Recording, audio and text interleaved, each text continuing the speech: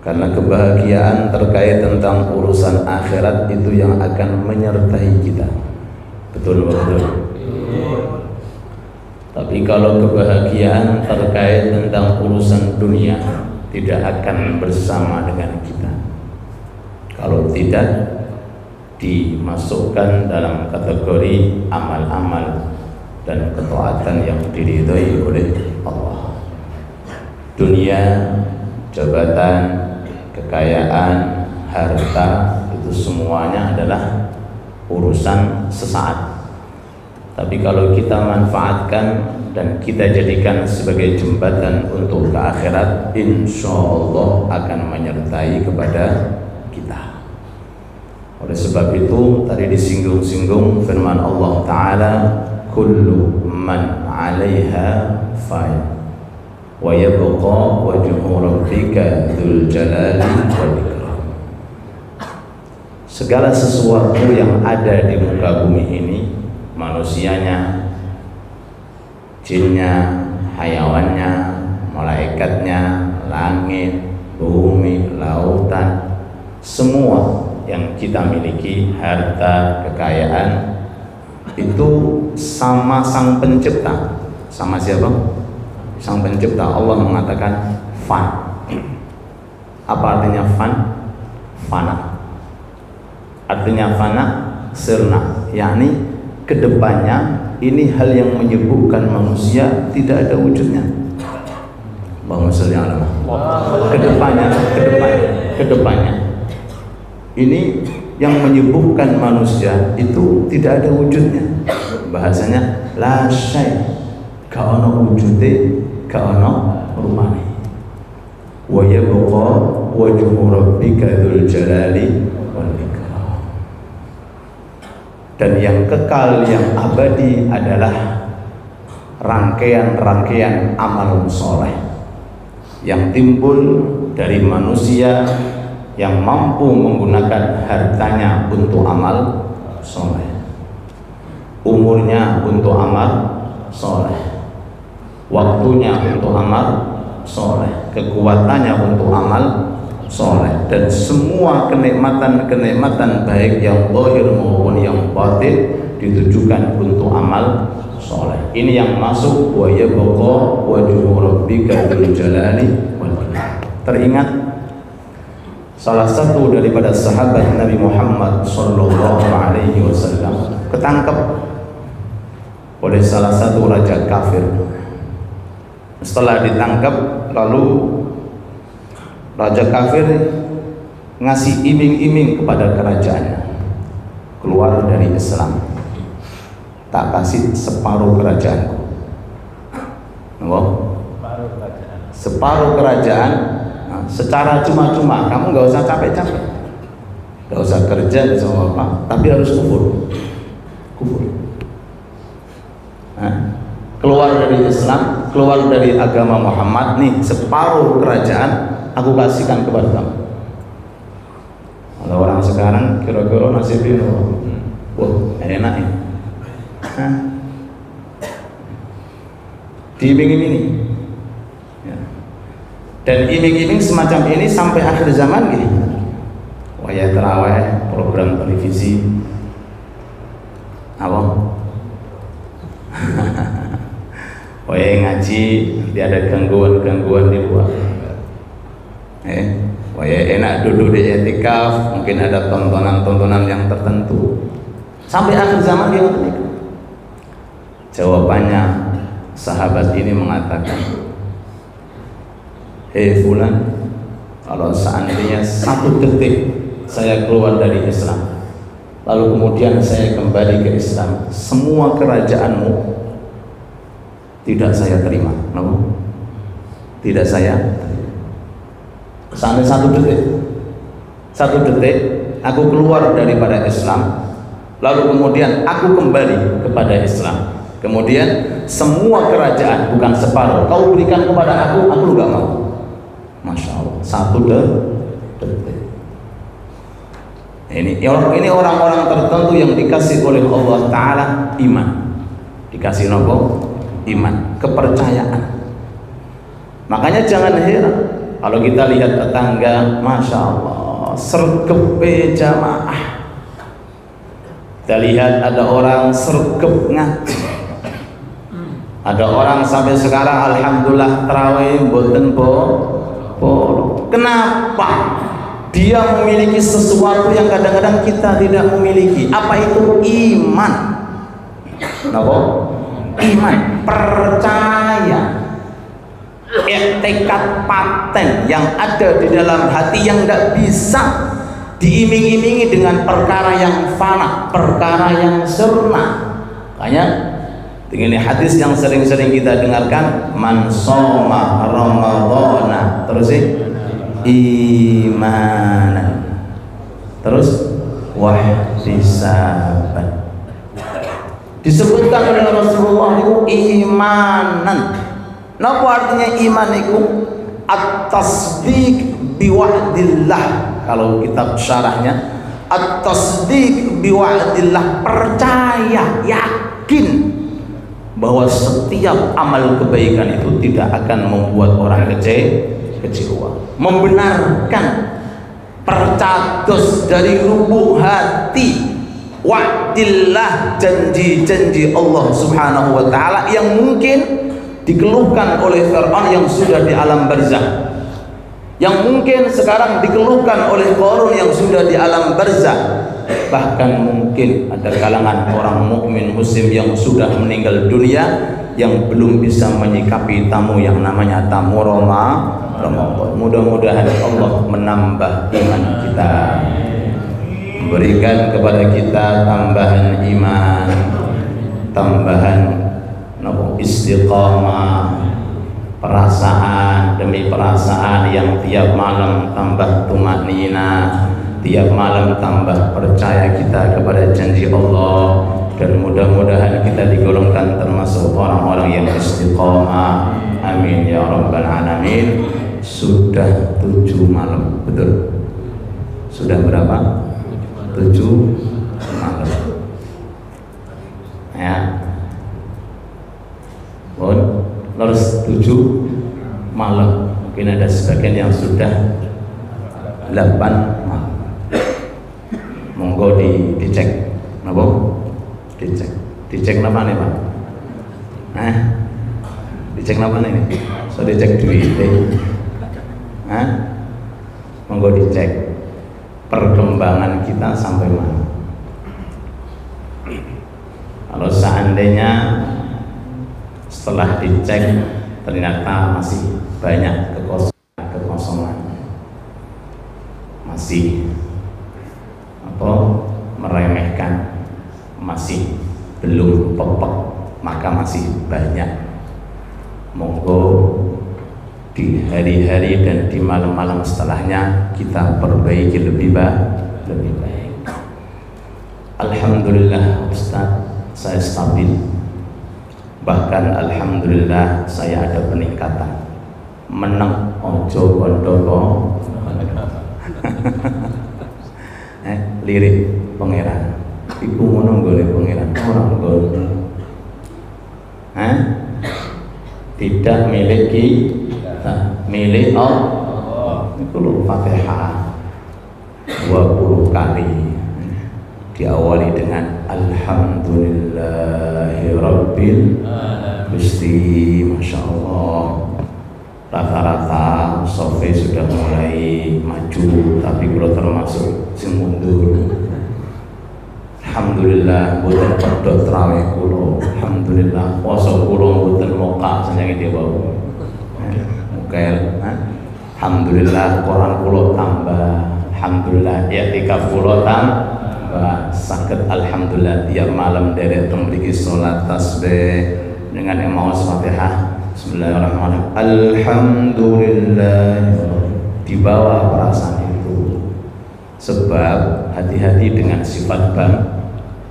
Napa bangga bahasa Pak? Ujub. Iku sing mereteli pahala niku Pak. Rasa bangga. Bangga poyo-poyo dia bisa melakukan. Bangga sampai saat ini masih bisa ngaji. Bangga sampai saat ini masih bisa terawih, bangga yang timbulnya dari nafsu, bangga yang timbulnya dari sendiri, bukan bangga yang timbulnya dari iman. Tapi kalau bangga yang timbulnya dari iman, kita dianjurkan untuk bangga setiap amal taat yang dititipkan kepada kita. Hati-hati, sebab temeriku wonten hadis yang disampaikan, yang disabdakan oleh Nabi Muhammad sallallahu alaihi wasallam, kam min shaim laisa lahu min siyamihi illa al-ju' wal 'atas. Banyak orang yang berpuasa tapi enggak dapat pahala puasa. Ini hadisnya. Kita kiaskan, banyak orang tarawih tapi enggak dapat pahala. Banyak orang ngaji tapi enggak dapat pahala ngaji. Banyak orang tadarusan tapi enggak dapat pahala tadarusan. Banyak sekali orang i'tikaf tapi enggak dapat pahala i'tikaf, dan seterusnya. Apa penyebabnya? Sebagian ulama mensyarai ini hadis karena kebawa sifat ujub. Napa sifat ujub itu? Bangga.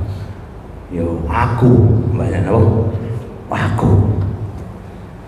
Jadi kebanggaan yang timbul daripada nafsu inilah yang perlu untuk kita kondisikan dan perlu untuk kita berhentikan secara totalitas. Makanya di awal surat Al-Fatihah kita diingatkan, alhamdulillah, segala puji milikmu Allah. Kulo saged tarawih nggih sebab panjenengan, kulo saged ngaji nggih sebab panjenengan, kulo saged tadarusan sebab panjenengan. Itu yang perlu untuk kita kondisikan sehingga malam demi malam ada perubahan, hari demi hari ada perubahan. Mudah-mudahan puasa kita selamat.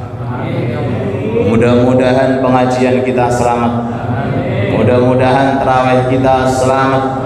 Mudah-mudahan rangkaian amal kita selamat. Amin ya rabbal alamin. Selamat dari gangguan syaitan, selamat dari gangguan iblis, selamat dari gangguan hawa nafsu, selamat dari segala sesuatu yang merobohkan amal kita dan menghapus pahala kita, yaitu sifat-sifat buruk yang ada dalam hati kita. Rabbana Rabbana atina fid dunya hasanah wa fil akhirati hasanah wa qina adzabannar. Makanya ulama niku sebagian mengatakan hadisnya, lissaimi farhatan, setiap orang yang puasa Allah Ta'ala berikan dua kebahagiaan. Tiap orang puasa Allah Ta'ala berikan dua kesenangan. Farhatun inda fitri, seneng ketika hendak buka puasa. Lihat es cinco, lihat nawa gorengan, lihat nawa mari Pak. Nah, lihat kurma, lihat minuman, ada nggih?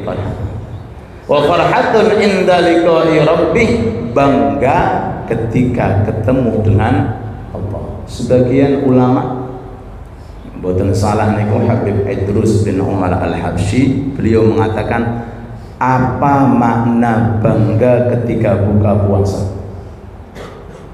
Ini mana bangga itu ketika lihat makanan, hayawan pun juga sama. Gini betul, manuk, burung, pagi sampai sore juga imangan. Buat sampai kali apa? Pur, makanan. Wah, seneng Pak, bahagia kira. Nopo ngoten to maknane bangga kita. Kata beliau Habib Idrus bin Umar Al-Habsyi, makna bangga niku selamat puasa kita. Napa? Selamat puasa kita. Di hari itu kita enggak ghibah. Di hari itu mata kita enggak maksiat. Di hari itu kita dijaga oleh Allah Ta'ala, tidak menghina orang, tidak meledek orang. Di hari itu alhamdulillah telinga kita dijaga, tangan kita dijaga, anggota kita dijaga oleh Allah Ta'ala dari hal-hal yang membatalkan pahala puasa. Itu baru makna senang. Senang apa kalau puasa pahalanya batal? Apa yang dikatakan senang kalau puasanya diiringi dengan ghibah, diiringi dengan memandang yang maksiat, mendengarkan hal yang maksiat, terus mengucapkan kata-kata yang berbau maksiat. Mudah-mudahan puasa kita diselamatkan oleh Allah. Mudah-mudahan sholat kita diselamatkan oleh Allah, dijaga oleh Allah Ta'ala dari hal-hal yang membatalkan pahala ibadah. Rabbana a'inna ala dzikrik wa syukrik wa husni ibadatik. Amin ya rabbal. Masya Allah. Pertanyaan sudah masuk. Kurang akeh pertanyaan ini. Napa? Kira enggak? Kira. Mudah-mudahan berkah manfaat. Amin ya rabbal alamin. Jadi pertanyaan kita jawab dari grup Alia. Mungkin nanti disinggung, mungkin sebagian yang hadir pada tanglet monggo. Yang pertama, assalamualaikum. Waalaikumsalam. Kalau saya sahur jam 11 malam, boleh enggak? Boleh enggak ya? Dan sebaiknya sahur itu jam berapa? Ya. Sahur itu merupakan sunnah, jadi jangan sampai boten sahur. Sebab Rasulullah dalam hadisnya beliau bersabda, fa inna fis sahuri barakah. Jangan ditinggalkan barokahnya sahur. Sudah kenyang Ustaz, walaupun kenyang minum seteguk air. Walaupun sudah kenyang ambil satu butir kurma. Jangan tinggalkan. Muales Ustaz, aras-arasen sahur. Bangunlah, walaupun bangun, usahakan. Nah, karena sahur itu enggak harus sak piring. Sahur itu apa? Makan sebelum fajar, dimulai min muntasofil lail, dari separuh malam. Apakah jam 11 dikatakan separuh malam? Tidak. Berarti belum masuk waktu sahur. Engkau mangan mana ya? Jam 3 mangan mana? Jadi pertanyaan ini orang tersebut belum dikategorikan sahur. Jam 11, setengah 12, jam 12. Pokoknya min muntasofil lail, mulai dari separuh malam itu masuk waktu yang namanya sahur. Tasahharu, sabda Rasul, sahurlah. Fa inna fis sahuri barakah, karena di dalam sahur terdapat keberkahan. Dengan sahur kita dikasih kekuatan untuk berpuasa. Satu, yang kedua, supaya puasa kita beda dengan orang-orang Yahudi. Wong Yahudi ini nggih poso tapi ndablek napa? Sisan wong ndablek. Ora gelem sahur. Niku kebiasaan orang Yahudi. Sehingga datang Kanjeng Nabi nggih sama-sama ibadahnya puasa, tapi teorinya untuk mengambil keberkahan ditata oleh Rasulullah, usahakan sahur. Itu yang pertama. Allahumma sholli ala Muhammad. Jadi belum masuk. Terus terkait tentang sahur, kita dianjurkan sunnahnya sahur nggih sunnah, mengakhirkan sahur nggih hukume sunnah. Namanya takhirus suhur, mengakhirkan sahur. Mengakhirkan sahur niku ketika jenengan selesai makan, antara selesai kalih waktu fajar diperkirakan baca ayat kurang lebih 50 ayat. 50, nah, jangan perkirakan. Kalau sekarang mungkin lebih mudahnya imsak, kenapa? Udah berhenti. Antara imsak dengan fajar itu insya Allah kalau jenengan gunakan untuk membaca ayat, insya Allah jumlahnya 50 ayat. Ya, kalau dalam sebagian kitab dikatakan perkiraan 10 menit 1/4 jam. Niku sunnahnya di dalam sahur. Sahur itu sunnah, mengakhirkan sahur nggih sunnah. Beda dengan berbuka. Kalau berbuka dianjurkan lekas-lekas, mboten sunnah orang buka niku bisa. Buka jam 09.00 malam mboten sunnah. Mboten sunnah. Sunnahnya ketika masuk waktu adzan, khususnya adzan, langsung kita berbuka. Jangan menunda buka, sehingga sampai muadzin, orang yang adzan, batalkan dulu puasanya baru kemudian adzan. Tapi jangan banyak-banyak makan, soalnya ditunggu akeh. Udah mangan sak piring sih, mangan sak piring ning omah iki wong ki piye? Ora adzan, wis sak piring mangan, minum es tinto rong gelas. Wah, ditunggu yang gak ada. Batalkan walaupun seceguk air, walaupun satu kurma, baru kemudian adzan. Terkait tentang sunnahnya takjilan, niku tolong dahulukan yang namanya kurma. Ojo gedang goreng sih.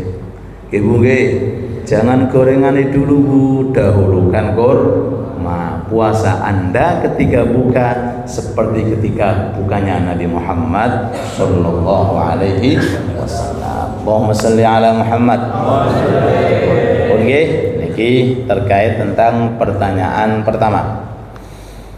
Untuk 10 hari terakhir Ramadan kita melakukan tadarus. 10 terakhir Ramadan, kok orang 10 awal Ramadan?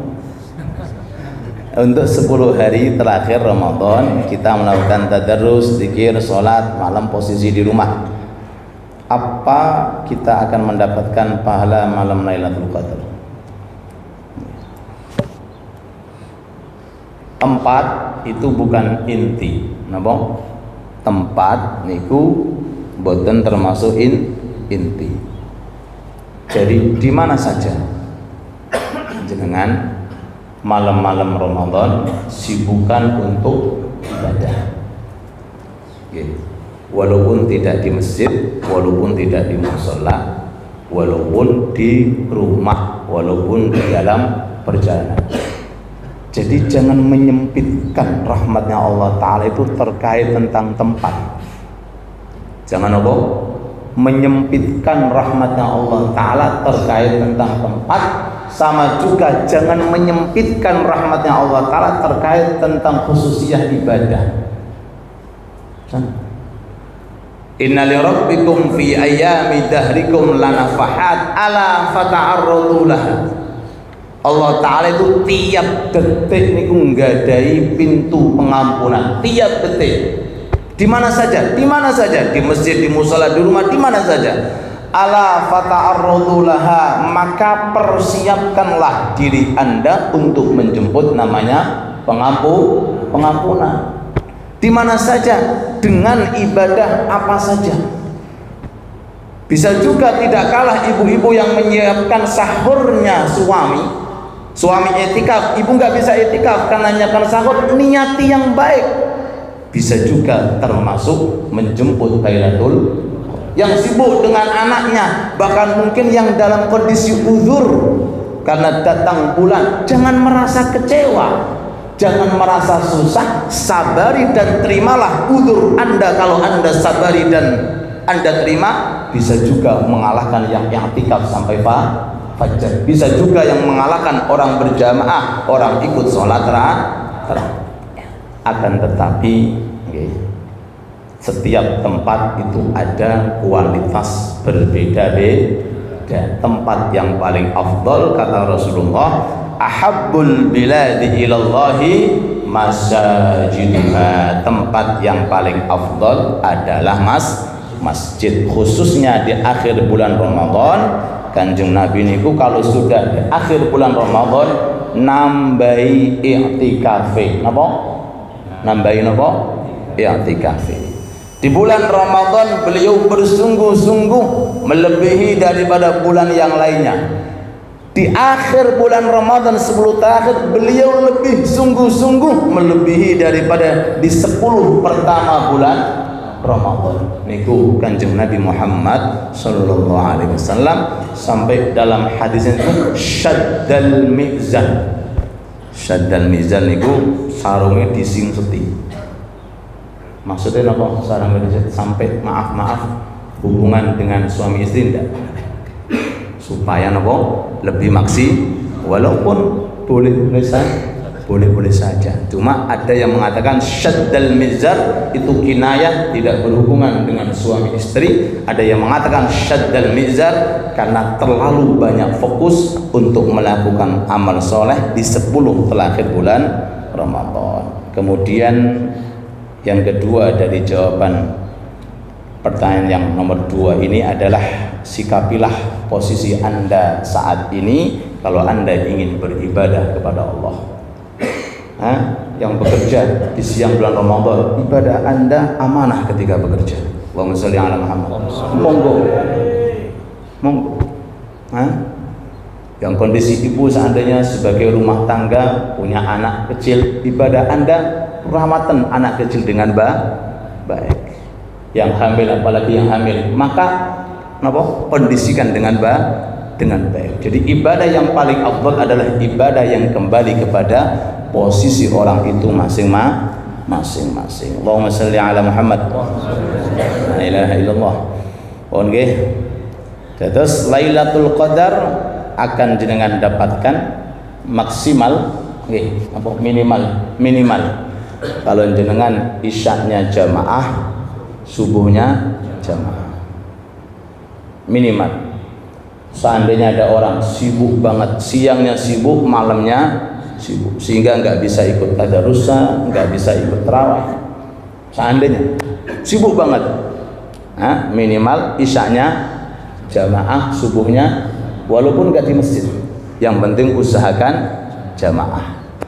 Sebab isyak jamaah, subuh jamaah itu dikalkulasi sama Rasulullah seperti ibadah 1 malam subuh. Itu minimal temriku. Nggih, minimal temriku. Kalau sudah jenengan kerjakan, nggih, tiba-tiba malam Lailatul Qadar tiba. Tibanya kapan? Jam 12 Anda tidur. Tibanya kapan? Ketika pas tenggelamnya matahari ketika maghrib, masuk malam tiba Lailatul Qadar. Insyaallah hitungan rangkaian sholat jamaah isya dan subuh dilipat gandakan oleh Allah Ta'ala khairun min alfi syahr, karena tidak harus menyaksikan Lailatul Qadar, tidak harus tahu Lailatul Qadar. Intinya adalah malam itu jenengan siapkan untuk ibadah yang paling baik. Ibadah yang paling baik adalah ibadah sesuai dengan kemampuannya masing-masing. La yukallifullahu nafsan illa wus'aha. Mohon dijelaskan ke makam bulan Ramadan dengan membaca surat Yasin dan apa hukumnya. Ziarah ke makam hukumnya sunnah kapan saja, saja. Zurul kubur, disunnahkan kita untuk ziarah kuburan. Itu tidak ada kaitannya malamkah, siangkah, pagikah, bulan apa saja, tidak. Yang penting silahkan Anda ziarah. Tidak ada larangan untuk ziarah kubur. Kok ada orang-orang yang mengatakan ziarah kubur menyebabkan syirik? Menyebabkan apa? Syirik. Nggih, ada kan? Ya, sampai kuburannya bapak hilang, nggak tahu nih bapak hilang.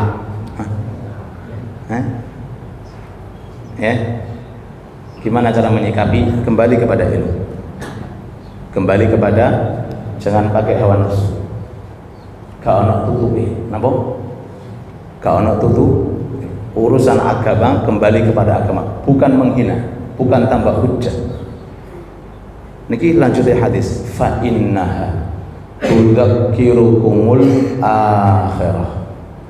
Ziarah kubur bisa mengingatkan kamu kepada akhir. Apakah ingat kepada akhirat sebab orang musyrik, sebab orang kufur? Bukan. Ngaji ingat akhirat atau bukan? Mengingatkan akhirat. Apakah ngaji penyebab daripada kufur? Bukan. Berarti alasannya menyebabkan syirik dan kufur itu alasan yang tidak kembali kepada agama. Nggih, terus bulan Ramadan monggo mawon.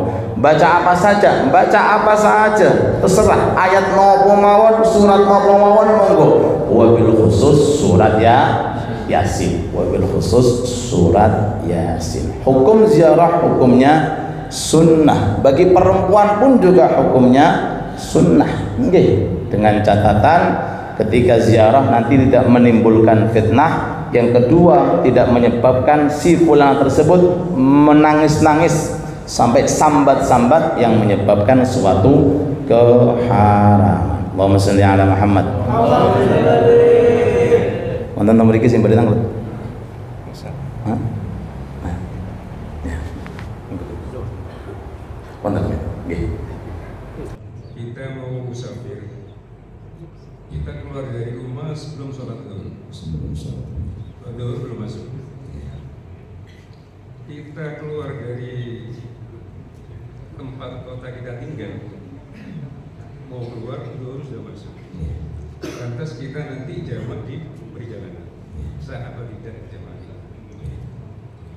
Yang kedua, ada ibu hamil berangkat dari rumah mau sholat ke masjid.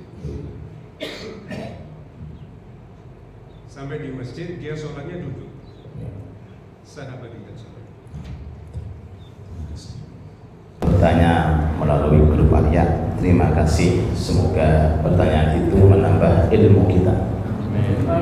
Mudah-mudahan ilmu kita diberkahi oleh Allah.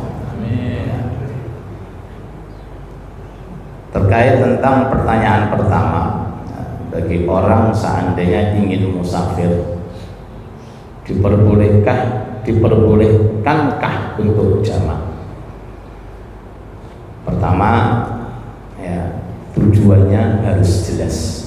Kemana dulu tujuannya harus jelas. Yang kedua, tujuan yang ditempuh minimal 82 kilo. Terus yang ketiga, dia sudah dikatakan musafir. Musafir itu sudah keluar dari rumah, sudah keluar daripada daerahnya, walaupun jarak yang ditempuh belum sampai.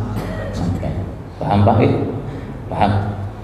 Jadi orang mau jamak, mau qashar, walaupun jaraknya belum ditempuh, tapi kalau jarak yang ditempuh itu yang dituju, maka silahkan jamak, silahkan qashar. Dengan catatan tadi, tujuannya jelas, mau kemana? Bukan orang yang bingung apa ini India. Kalau orang bingung namanya haim, nggak ada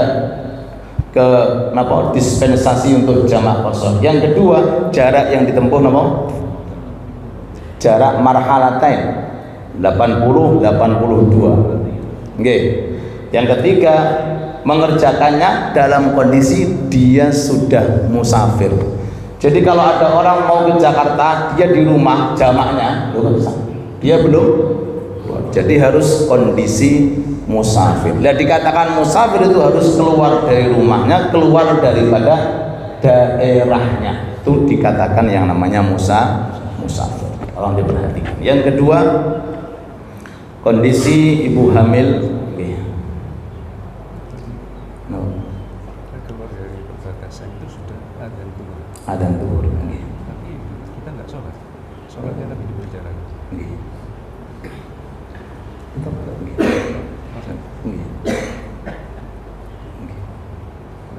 Enggak apa-apa. Iya. Jadi kalau di perbatasan tadi mulai adzan zuhur, kemudian dia sholatnya. Berarti kan kita masih di rumah kan? Masih di Tidak ada masalah. Tidak ada masalah. Yang ditanyakan itu dalam kondisi sampai pas perbatasan itu dalam kondisi zuhur, apakah dihukumi mukim? Iya. Tidak. Baik itu adzan, baik ketika adzan itu di dalam rumah atau ketika dia adzan itu di luar rumah, yang penting kondisinya dia musafir. Kapan dia musafir? Jadi tidak terkait tentang masalah adzan, masalah masuknya waktu sholat. Yang penting dia dikatakan musafir dengan jarak yang ditempuh 80 sampai 82, boleh-boleh saja jamak atau qashar. Baik dia ketika masih di rumah, dia sudah masuk waktu zuhur. Semisal nih jam 12 masuk waktu zuhur, dia di rumah. Oke, baik. Saya nanti mau sholatnya saya jamak, monggo. Kapan berangkatnya? Jam 1 berangkat, monggo. Karena waktunya masih panjang. Maksudnya waktunya asar masih jam 3 baru asar. Berangkat jam 1, jam setengah 2 berangkat, mboten masalah, mboten wonten permasalahan. Selama waktu untuk sholat yang pertama masih ada. Mau dijamak takdim monggo setelah keluar dari perbatasan atau dijamak takhir. Kondisi orang hamil yang ikut program jamaah di masjid atau di musola. Kadang-kadang ada sisi keterbatasan orang hamil. Maka bolehkah orang hamil itu dia sholat dalam kondisi duduk? Yang dimaksud ini sholat fardu. Nek sholat sunnah gak usah nunggu ngambil, boleh tunggu Pak. Makanya kalau ada orang seandainya wah panjangan sholatnya, duduk duduk, terawih panjang, kerjakan sambil duduk, bukan apa-apa daripada ngomel, daripada apa? Ngomel gitu, duduk duduk, wah orang pulau itu, duduk, mulai dari awal duduk, monggo, bukan apa-apa, karena sholatnya sholat sunnah daripada ngomel, apa ngomel gerembeng, ya Allah, Adapun sholat fardu, kapan seseorang itu diperbolehkan untuk duduk? Ya, ada yang mengatakan ketika dia berdiri itu bisa mengganggu konsentrasi kekhusyuan. Ya, mungkin karena sakitnya atau mungkin karena kondisi perutnya. Ada yang mengatakan yang kedua, ketika dia itu nanti tidak bisa maksimal ketika dia sedang berdiri, artinya goyang. Maka dia boleh duduk. Jadi kembali kepada ibu yang hamil tersebut, bisa enggak Anda berdiri? Kalau ternyata bisanya cuma Fatihah, monggo Fatihah saja. Setelah Fatihah duduk. Setelah Fatihah duduk. Bukan hanya orang hamil, bahkan orang yang sholat dalam kondisi pakai kursi. Ketika dia bisanya cuma Fatihah, maka berdirilah dalam kondisi baca Fatihah. Kemudian baru duduk, karena Fatihah dan takbir syarat sahnya harus dibaca dalam kondisi berdiri itu. Jadi kembali, la yukallifullahu nafsan illa usaha. Beribadalah sesuai daripada kemampuannya masing-masing. Monggo sing badhe tanglet saat ini napa setelah niki pertanyaan nanti diwau. Masyaallah. Nggih, monggo.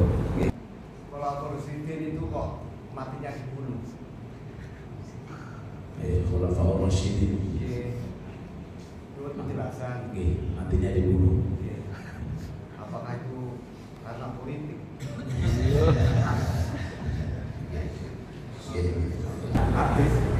Nggih, jawabannya takdir Allah Ta'ala.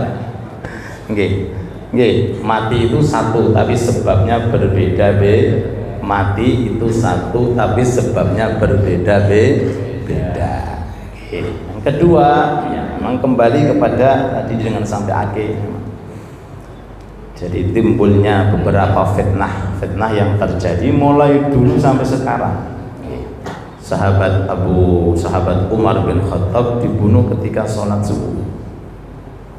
Sing mateni hafid Quran, yang membunuh apal Quran, Abdurrahman bin Muljam.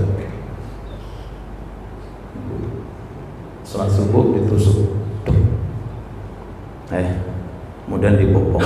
Sing Melayu, sing mateni Melayu. Kata beliau, sahabat Umar bin Khattab, sopo sing mateni aku? Abdurrahman. Alhamdulillah. Alhamdulillah. Kenapa mengatakan alhamdulillah? Kenapa? Wong dibunuh kok alhamdulillah.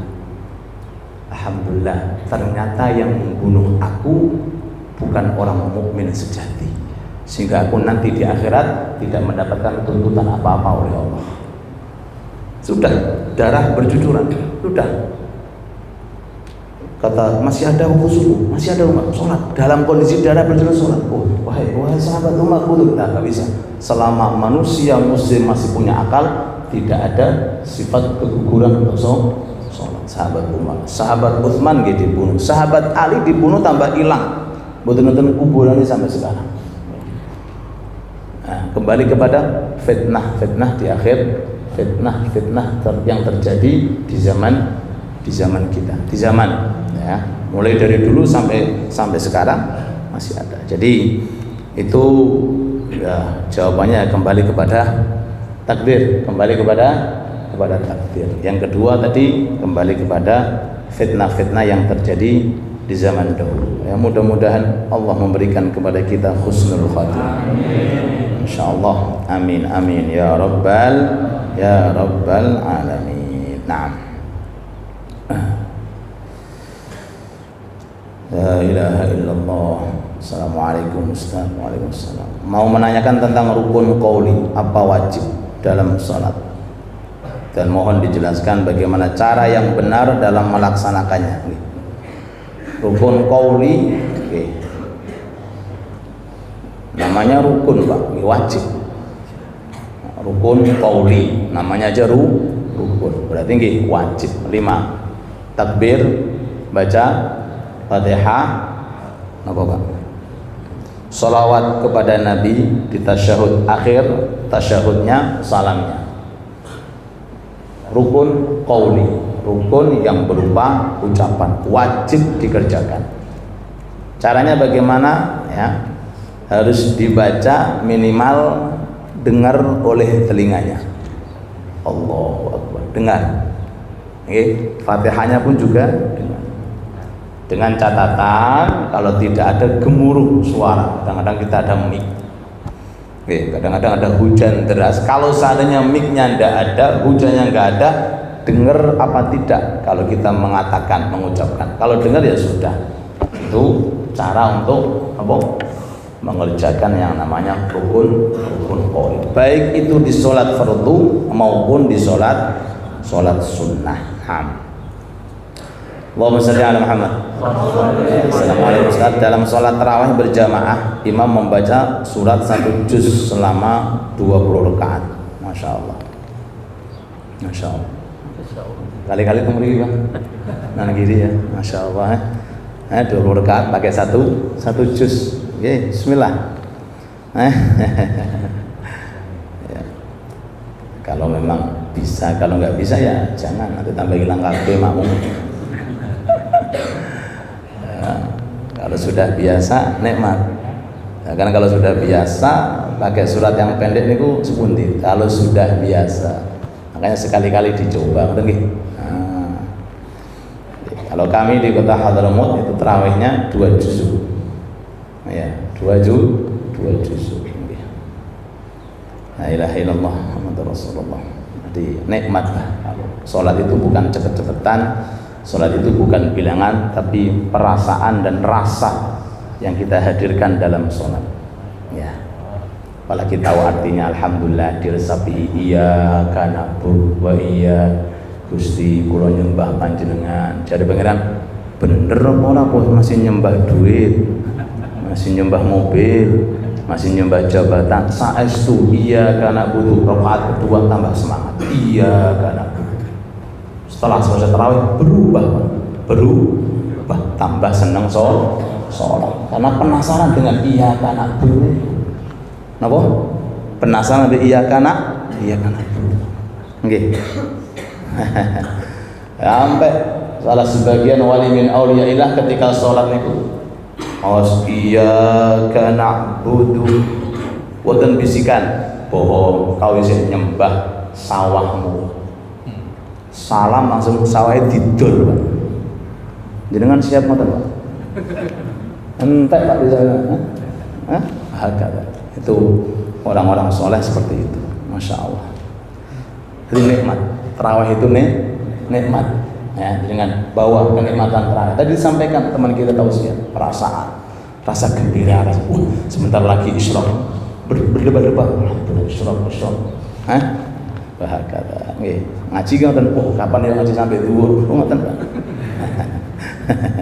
Nggih, pun nggih. La ilaha illallah. Dalam sholat tarawih berjamaah, imam membaca surat 1 juz selama 20 rakaat, sementara makmum hanya mendengarkan. Iki enake makmum Pak. Yang saya tanyakan, apakah makmum dapat pahala sama dengan imam terkait bacaan surat dalam sholat itu? Itu Pak, lebih capek imam daripada makmum. Nggih, cena imam itu kan jalur podo. Imamnya muter golek ayat, berdebat-debat sampai nanti keliru. Imamnya jalur podo. Sakit. Jauh beda. Pertama, imam mendapatkan pahala semua makmum yang hadir. Berapa jumlah makmum? 100. Pahalanya imam dapat. Sama seperti orang yang memberikan takjilan puasa. 100 orang berarti hari ini jenengan dapat 100 orang yang berpuasa. 1000 orang yang berpuasa. Ngoten niku. Nah, terkait tentang mendengarkan Quran itu didengarkan toh tetap dapat pahala. Wa idza quri'al Qur'anu fastami'u wa ansitu la'allakum, supaya kamu dapat la'allakum turun. Mendengarkan toh itu mendapatkan pahala. Al mustami' syarikul qail. Orang yang mendengarkan sama dengan orang yang membaca. Terus para makmum terkait tentang bacaan yang dibaca imam didengarkan saja itu sudah mendapatkan pahala. Makanya sunnahnya makmum boten derek waos. Sunnahnya makmum setelah Fatihah mendengarkan apa yang dibacakan imam. Tapi kalau seimbang dengan pahalanya makmum boten. Imam boten, karena imam lebih capek. Bahasanya niku domin. Tanggung jawab niku ngurusi sing masbuk sing Fatihah lagi iya kana kudu tanggung imam, kok nek meluru ditanggung. Jadi jadi terbebani dengan Fatihah tiang-tiang sing masbuk niku nggih. Allah taala. Allahumma ala Muhammad. Terakhir lagi kata sih. Nggih, pada saat puasa bolehkah menghirup minyak angin? Monggo. Minyak angin boten napa-napa. Karena itu hanya sekedar bau, bukan berupa zat minyak angin. Nggih. Kalau ada hajat, bahkan kalau nggak ada hajat pun cuma makruh. Suami pas waktu duhur pepes di dapur ngambuli masakan ngopo seger sampai buka, nggak apa-apa, tapi makruh. Mencium parfum niku makruh. Minyak wangi di siang Ramadan makruh. Makanya buhur jangan disumet, buhur jangan dinyalakan, buhur makruh karena ada bau parfum. Kecuali minyak wangi yang dipakai oleh laki-laki ketika sholat Jumatan. Ada yang mengatakan dikecualikan, enggak apa dipakai, tapi khusus ketika sholat Jumat bagi yang hadir ke masjid untuk Jumatan. Apa makna Rabbi firli warhamni wa tub alaih? Rabbi firli, ampunilah aku, warhamni, rahmatilah aku, wa tub alayya, dan terimalah taubatku. Niku mana Rabbi firli warhamni wa tub alaih. Allahumma sholli ala Muhammad. Alhamdulillah, 8 pertanyaan sudah kita selesaikan. Mungkin sebelumnya masih ada. Wonten ta mriki sing bari napa? Sudah masuk waktu salat. Masuk sudah. Mencekam. Terima kasih. Semoga malam demi malam tambah semangat kita untuk tarawih. Hari demi hari tambah semangat kita untuk berpuasa. Semoga rangkaian amalan kita di siang di malam bulan Ramadan dikabulkan oleh Allah dan diselamatkan oleh Allah Ta'ala amalan ini dari sifat-sifatnya hati, dari sifat ujub, dari sifat sum'ah, dari sifat takabbur, dari sifat riya. Amin ya rabbal alamin. Rabbana taqabbal minna innaka antas sami'ul alim wa tub alaina innaka antat tawwabur rahim. Wa sallallahu ala habibina wa syafi'ina Muhammad wa ala alihi wa sahbihi wa sallam walhamdulillahi rabbil alamin. Bisirril Fatihah. Isyraq imam kalian Pak Fauzi sekaligus doa. Maulaya sholli wa sallim daiman abadan ala habibina ka khairil khalqi kullihim